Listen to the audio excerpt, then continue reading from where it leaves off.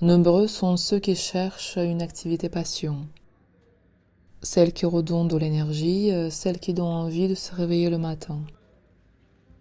Et c'est vrai, quand on aime ce qu'on fait, on se sent plus vivant, on se retrouve. Pourtant, malgré le talent, l'expérience, la reconnaissance et même l'argent en faisant ce qu'on aime, on peut continuer à souffrir.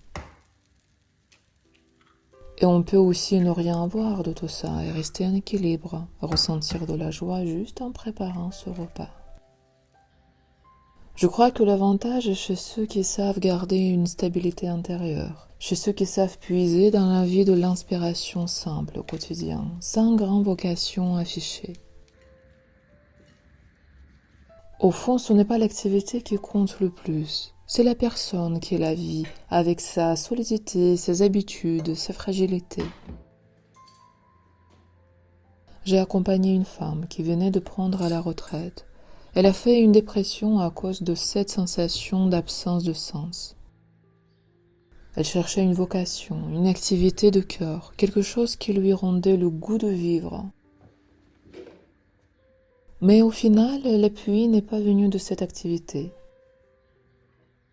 On n'a pas cherché l'inspiration dehors, on a travaillé avec ce qui était à l'intérieur. L'attention, le perfectionnisme, les attentes trop élevées envers elle-même.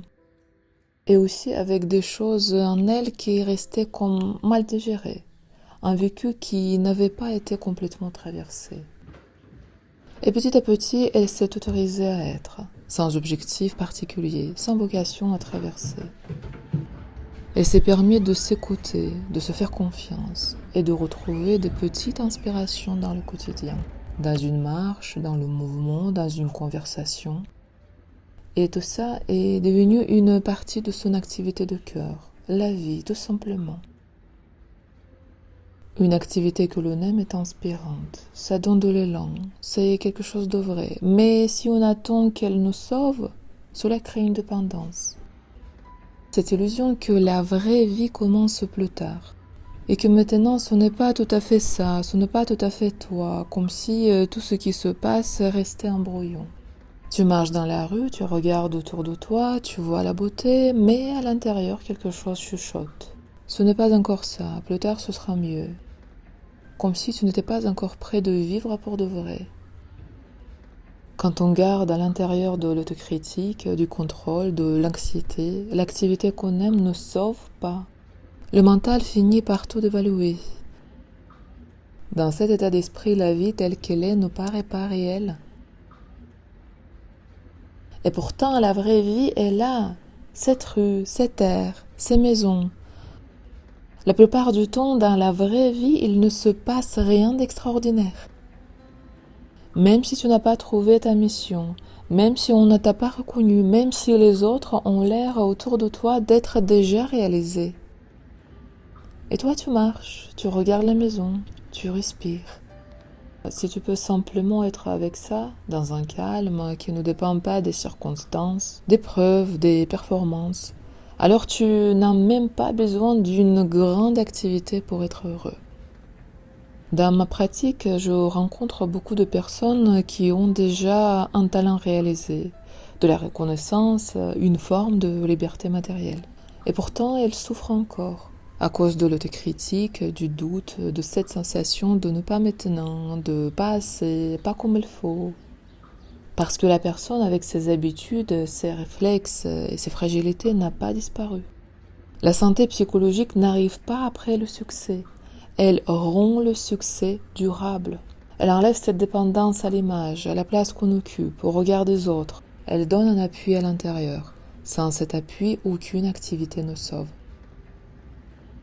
On se compare souvent à ceux qui sont devenus des symboles de talent et de reconnaissance, à ceux dont le nom est associé à une œuvre, à une réussite.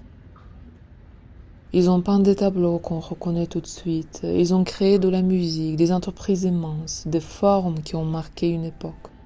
Et pourtant, beaucoup d'entre eux ont dit clairement qu'ils souffraient, de douleur, d'anxiété, de solitude, de cette impression que c'est trop lourd. La stabilité intérieure ne vient pas automatiquement, même avec du talent, du sens et de la reconnaissance. Même quand on crée, tout ça ne garantit pas qu'à l'intérieur, il y ait de la paix et du calme. J'ai longtemps cherché des mots pour expliquer cela sans trop de concepts. Et je les ai trouvés chez un chercheur de cet état de présence où l'on se sent pleinement vivant. Mikai Csikszentmihalyi est un psychologue et chercheur. Pendant près de 50 ans, elle a étudié pourquoi certaines personnes ressentent de la joie dans la vie, surtout dans ce qu'elles font, et pourquoi d'autres ne la ressentent pas. Elle a parlé avec des musiciens, des travailleurs des mines, des chirurgiens, des parents, des moines, des sportifs, des artistes, dans des pays, des cultures et des milieux très différents. Elle en a tiré une conclusion simple.